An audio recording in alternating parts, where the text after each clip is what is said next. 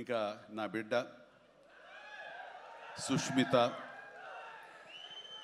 తను ఈ సినిమా నేను చెయ్యాలి, ఈ పరిశ్రమ రావాలి అనుకున్నప్పుడు ఈ పరిశ్రమ ఖచ్చితంగా ఆదరిస్తుంది అని అనుకున్నప్పుడు ఒకటి చెప్పి, మీరు కష్టపడి పనిచేస్తే కనుక ఇక్కడ రిజల్ట్ బాగుంటుంది, ఇక్కడ ఖచ్చితంగా మీకు ఆదరణ లభిస్తుంది, మీరు సక్సెస్ అవుతారని చెప్పినప్పుడు కష్టం అనేది నేను చిన్నప్పుడు ఇంట్లో చూశాను. అలాంటి నేను కష్టపడడానికి ఏమాత్రం నెరవను, ఏమాత్రం బెదరను, ఖచ్చితంగా చేస్తానంటూ ఈ సినిమా తనతోటి చెయ్యమ్మా, ఇద్దరు కలిపి చాలా మంచి కాంబినేషన్ అవుతుంది అనుకున్నప్పుడు ఆ సాహు గారు పడి తను బెస్ట్ కాంబినేషన్లో ఈ సినిమాని చేసి, ఈ సినిమాలో ఒకసారి అయ్యో ఎందుకు ఇంత కష్టపడుతుంది, ఇంత కష్టం అవసరమా నాకు అనిపిస్తుంది తండ్రిగా. కానీ ఒక బిడ్డగా కేవలం ప్రొడ్యూసర్గా నేను మా నాన్నని, మా హీరోని నేను ఇంప్రెస్ చేయాలి, ఆయన ద బెస్ట్ నేను ఇవ్వాలి ఈ సినిమా అంటూ తను కూడా ఈ సినిమాలో ఒక మామూలు టెక్నీషియన్ లాగా, మామూలు ప్రొడ్యూసర్ లాగా తనంత కష్టపడి చేసింది. నేను ఒకటే సంతోషిస్తాను, తనకి అన్ని విధాలుగా అన్ని కంఫర్ట్స్ ఉన్నాయి, అన్ని రకాలుగాను తను ఈ సినిమాలు చేయాల్సిన అవసరం లేదు. తను తన ఫ్యామిలీని చూసుకుంటుంటే కనుక గడిచిపోతుంది ఈ జీవితం అంతా. కానీ అలా కాదు, నేనేదో సాధించాలి, నువ్వు సాధించి చూపించావు లైఫ్లో, ఎంతోమంది మార్గదర్శకంగా ఉన్నావు, అలాంటి నిన్ను ఆదర్శంగా తీసుకుని మేము ప్రూవ్ చేయాలి అనే దాంట్లో ఉంది. అండ్ అలా చేస్తూ ఈ రోజున ఈ సినిమా డెఫినెట్లీ హిట్ అవుతుంది. ఇలాంటి గర్వకారణమైన సినిమాని తండ్రిగా నాకు గిఫ్ట్ ఇచ్చినట్టుగా తను భావిస్తుంది, ఆ సంతోషం తను పొందుతున్నానని తెలుసు. అండ్ అలాగే కాకుండా ఈ రోజున ఈ పరిశ్రమలో నాకు చేదోడు వాదోడుగా ఉంటూ, నాకు భుజం కాస్తూ, అన్ని రకాలుగా నాకు అండదండలు అందిస్తూ, నాకు మరో బిడ్డ ఈ అనిపిస్తూ, అండ్ ఇంటికి పెద్దదైనందుకు ఆ పెద్దరికాన్ని తను సొంతం చేసుకుంటూ నాకు అన్ని విధాలుగా చేదోడు వాదోడుగా ఉంది. అది థ్యాంక్ యూ పాప. అందరి ముందు ఇటు పక్కన అమ్మా, ఇటు పక్కన ఉంది. ఇది రామ్ చరణ్తో పాటు నాకు మరొక బిడ్డ, అలాగే మా చిన్న పాప కూడా అక్కడ టీవీ చూస్తుంటేమో. థ్యాంక్ యూ నాన్న, ప్లీజ్ ఇదే రకంగా ఉండండి, ఇదే కష్టాన్ని నమ్ముకోండి, ఖచ్చితంగా భగవంతుడు మీకు ఆశీస్సులు అందజేసి ఇలాంటి విజన్ ఇస్తాడు. అండ్ మేము ఎంత ఇచ్చామన్నది కాదు పాప, మీరు ఎంత సాధించుకున్నారు అనేది నాకు మరింత గర్వంగా అనిపిస్తుంది. నువ్వు ఆ దిశగా వెళ్తావు, ఆల్ ద వెరీ బెస్ట్. ఆ తర్వాత ఇక చాలా దూరం వచ్చారు, మీరు అందరూ కూడా చాలా జాగ్రత్తగా వెళ్ళండి. మీ తల్లిదండ్రులు అందరూ కూడాను ఓకే. ఇక ఈ సినిమాలో నేను నెక్స్ట్ చెప్పుకోదగిన వ్యక్తి వెంకటేష్, నా బ్రదర్.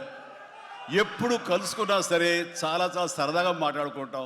ముఖ్యంగా ఇప్పుడు మీ ముందు తమాషాగా, కామెడీగా, హుషారుగా మాట్లాడినా సరే అతనితో వన్ టు వన్ కూర్చుంటే చాలా ఫిలసాఫికల్గా ఇన్ డెప్త్, ఇంతటి డెప్త్ వ్యక్తి వెంకటేష్.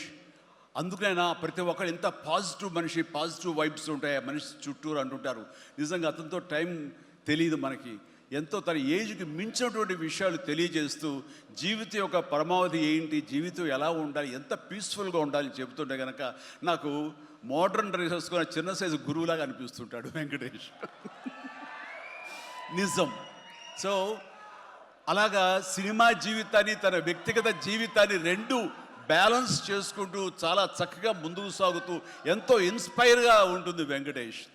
ఇక ఈ సినిమాకి వచ్చేసరికి ఎలా కుదిరింది, ఇందాక అనిల్ రావు ఇప్పుడు చెప్పాడు, ఆ హింట్ ఇచ్చింది మీ ఇద్దరం కలిపి చేసేలాగా ఏదైనా ఒక ఎపిసోడ్ క్రియేట్ చేసి అక్కడ వినియోగించుకుందాం, మా ఇద్దరు కాంబినేషన్ సినిమాకు ఉపయోగపడే విధంగా సినిమాలో అంతర్భాగంగా ఉండేలాగా అన్నందుకు అని చెప్పిన విషయం. ఎలాగా ఇదేంటంటే ఒక ఐదేళ్ల క్రితం అనుకుంటా మీ ఇద్దరం అమెరికా వెళ్ళాం, లాస్ ఏంజల్స్ వెళ్ళినప్పుడు అక్కడ మిత్రుడి ఇంట్లో కూర్చున్నప్పుడు అంత ఎదురు కూర్చొని పిచ్చాపాటి మాట్లాడుకుంటుండగా వాళ్ళు ఎవరు అబ్బా మీ ఇద్దరు చూస్తుంటే చాలా బాగుందండి, ఒక స్టిల్ తీసుకుంటామంటూ వాళ్ళు స్టిల్ తీయబోతుంటే అక్కడ తీయదు. చిరంజీవి కూర్చుంటారు, నేను నిలబడతాను అని చెప్పేసాడు. అదేంటి వెంకీ అలా కాదు, నేను నిలబడతాను అన్నాను. లేదు ఇది నా మైండ్ లోపల ఎప్పటి నుంచో మీరు అట్లా బాస్లో కూర్చుంటే కనుక కాలు మీద కాలు వేసుకుని నేను వెనకాల నిలబడి ఉంటాను. ఇది ఒక మంచి స్టోరీకి స్టిల్ లీడ్ అవ్వాలి అంటే మన హాలీవుడ్ గాడ్ ఫాదర్ చూసారా, మెర్లిన్ బ్రాండో అండ్ ఆల్ పచినో, అలాంటి క్యారెక్టరైజేషన్స్ వెంకీ నువ్వు వెళ్ళి వాడు నరుకురా అంటే నువ్వు వెళ్ళి మ్యాస్గా నరికి వచ్చేస్తాను అంటే తనకి ఎప్పటి నుంచి ఉందో అలాంటి జోనర్ సినిమా చేయాలి, మా ఇద్దరు కాంబినేషన్లో చేయాలన్న కోరిక ఉందో ఆయన వ్యక్తపరిచేసరికి నేను చాలా ముచ్చట పడిపోయాను. అదేవిధంగా స్టిల్స్ కూడా మేము దిగాము, అది ఎవరు లీక్ చేస్తారో నేనైతే లీక్ చేయలేదు, అది బయటకు వెళ్ళిపోయింది ఆ స్టిల్స్. అండ్ అలాగా అది నా మైండ్లో పడేసరికి అప్పటి నుంచి ఈ అవకాశం ఈ సినిమాలో వస్తుంది. ఆల్రెడీ వెంకీతోటి తన మంచి సినిమా ఇచ్చాడు అనిల్ రావుపూడి, తను మాత్రమే ఇద్దరిని జస్టిఫై చేయగలడు, ఇద్దరికి న్యాయం చేయగలడు అనే ఉద్దేశంతో నేను తనకి హింట్ ఇచ్చినందుకు దాన్ని అత్యద్భుతంగా డిజైన్ చేశాడు. ఎలాగంటే ఇద్దరు మామ దీంట్లో చెప్పలేవే లీక్ చేస్తాను భయంగా ఉంది, ఎందుకంటే ఇలా వదిలేస్తే మొత్తం స్టోరీ అంతా డైలాగ్ చెప్తాను నేను, అది బాగుండదు, మీకు అక్కడ థియేటర్లో చూసి ఎంజాయ్ చేయండి, అంత బాగుంది. అయితే వెంకితోటి నేను సినిమా షూటింగ్ చేస్తాను లేదు, ప్రతిరోజు ఇద్దరు పిచ్చిగా చేసావు, ఎంత ఎంజాయ్ చేసావంటే మీకు వీళ్ళు సినిమా యాక్టింగ్ చేసేట్టు ఉండదు, ఇద్దరు కలిపి అల్లరి కుర్రవాళ్ళలాగా ఆ సెట్లో చేసావు, అదే క్యాప్చర్ చేశాడు, అది బాగా పండుతుంది. రేపు మీరు కూడా థియేటర్స్లో దాన్ని మీరు ఆస్వాదిస్తారు, డెఫినెట్గా ఎంజాయ్ చేస్తారు. And definitely I mean last phase వచ్చేసరికి సినిమా ఎక్కడికో లేచిపోతుందంటలో ఎలాంటి సందేహం లేదు. అండ్ ఆ రకంగా ఈ సినిమాకి తన వంతు పార్ట్గా, తన వంతు బాధ్యతగా తను ఒప్పుకున్నందుకు, మేము అడిగినందుకు తను ఒప్పుకున్నందుకు, ఈ సినిమాకి పూర్తి స్థాయి న్యాయం చేసి ఈ సినిమా మరో లెవెల్కి చేరుకోవడానికి దోహదపడిన వెంకటేష్కి మనస్ఫూర్తిగా సభాముఖంగా నా ధన్యవాదాలు చెప్తాను. ఏంది వెంకీ అంత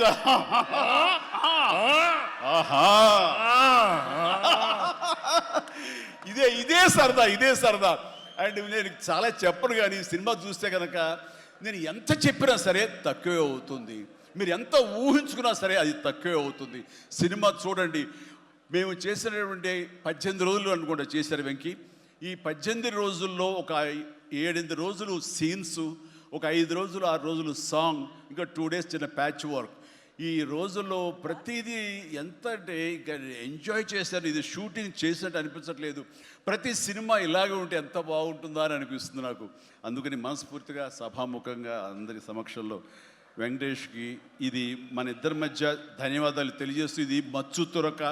ఇందాక అనిల్ రావిపూడి అడిగినట్లుగా ఈ కాంబినేషన్ ఫుల్ ఫ్లెడ్జ్డ్గా ఎప్పుడు దొరుకుతుందంటే వెంకీ నేను రెడీ. అండ్ అనిల్ రావిపూడి ఎవరో ఎందుకు, ఈ అవకాశం నువ్వే తీసుకుని ఖచ్చితంగా నువ్వు స్టోరీ రాసుకో, మీ ఇద్దరం ఇదే ప్రాణం పెట్టి, ఇదే హుషారు పెట్టి, ఇదే గిలిగిద్దలతో మీకు సినిమా చేసి పెడతాం. కానివ్వండి, ఎప్పుడు వస్తుందో తెలియదు. తర్వాత అలాగే నయనతార ఈ సినిమాలో ఏం చేశాడో, ఎలా ఒప్పించాడో కానీ మన అనిల్ రావిపూడి. అంతకుముందు 2 సినిమాలు చేశాను, తెలుగు గాడ్ ఫాదర్ కానివ్వండి, లేకపోతే సైరా కానివ్వండి. ఆ సినిమాలో తను చాలా గుమ్మరంగా ఉంటుంది, తన పని చేసుకుంటుంది, డిగ్నిఫైడ్గా ఉంటుంది, వెళుతుంది. కానీ మళ్ళీ అసలు ఈ సినిమాలో అయితే ఎంత సరదాగా కలిసిపోయిందో, ఓ ఫ్యామిలీ గర్ల్ లాగా మాతో కలిసిపోయి మా కుటుంబ సభ్యురాల్లాగా తను ఉండి ఎంత సరదాగా చేసిందో. నేను అన్నారు, ఏంటి అనిల్ ఏం చేసిందో, ఏం మాట్లాడావు, ఏం కన్విన్స్ చేసావు, తను ఇవన్నీ ఒప్పుకోవడం ఏంటి, ప్రపోజ్కు రావడం ఏంటి, అడగగానే తను చాలా రెచ్చిపోయి అసలు నయనతార నుంచి కొత్త నయనతారలా కనబడి చేసావు, ఏం చేసావంటే అడగండి సార్ కొనుక్కొని అంతే. అంటే నా ఉద్దేశం అటు ఇటు తిరిగేదిరా, ఏం చేశాడో తెలియదు, కానీ డెఫినెట్లీ ఆ అమ్మాయి అంత ఇష్టపడుతుంది. అండ్ నయనతారని అంత ఇదిగా గుడ్ హ్యూమర్లో పెడతాడు, సరదా కబుర్లు చెప్తాడు. అండ్ తను పని చేసుకుని సీరియస్గా ఉండే మనిషి కాదు కాబట్టి వాళ్ళు కూడా అంత ఇదిగా లైక్ చేస్తారు. కాబట్టి తను ఏది అడిగినా వెంటనే ఎలాంటి ఇన్హిబిషన్ లేకుండా వాళ్ళు ఒప్పుకుంటారు. అదే జరిగింది, అంత గుడ్ హ్యూమర్లో పెట్టాడు కాబట్టి ఈ సినిమాకి అమ్మాయి యాడెడ్ అట్రాక్షన్ అయ్యింది. నయనతార ఇందులో కనిపించిన తీరు కానీ, తను చేసిన విధానం కానీ, ఆ సోఫిస్టికేషన్ యాక్టింగ్ కానీ, భారీగా తను నటించి మెప్పించింది కానీ వావ్ బాగుంది. అంటే ఆ అమ్మాయే లేకపోయి ఉంటే వావ్,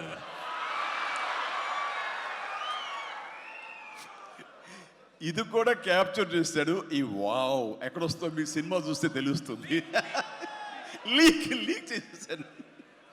ఆల్ రైట్. సో ఆ అమ్మాయి నయనతారతోటి అంత బాగా చేయించాడు.